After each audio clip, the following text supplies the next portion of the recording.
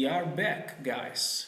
I'm still Francesco Volpi, and this is the second video regarding our Italian course. In the first video, we talk about the Italian alphabet, and in this one, I would like to explain certain sounds that we have in the Italian language, certain syllables, how they work. A lot of students they struggle when they have a consonant with a certain vowel. They don't know if the sound is soft or hard. So let's say that a consonant, when it's followed by the vowel a, o, or u, the sound is hard. For example, ca, like in casa, co, like in cosa, or cu, like in cucina. But cucina also has the consonant chi and e, and when we have a consonant plus e or e, the sound is soft. For example, cucina or cena, dinner. Cucina is kitchen. So, very important to remember that. And also, for example, the sound of the letter H. If it's at the beginning of a word, it's silent, like hotel.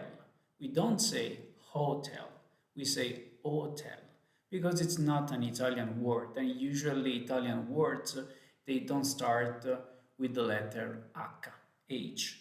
But if the H is between a consonant and a vowel, in that case, the sound is hard. And we found it when we have a consonant, the H, and the vowel E or E. So that's the way to have a hard sound when the vowel is E or E. For example, perché, because or why. Or che, the syllable che, C-H-E. Or chi, C-H-I, who. So this is the way we have a hard sound.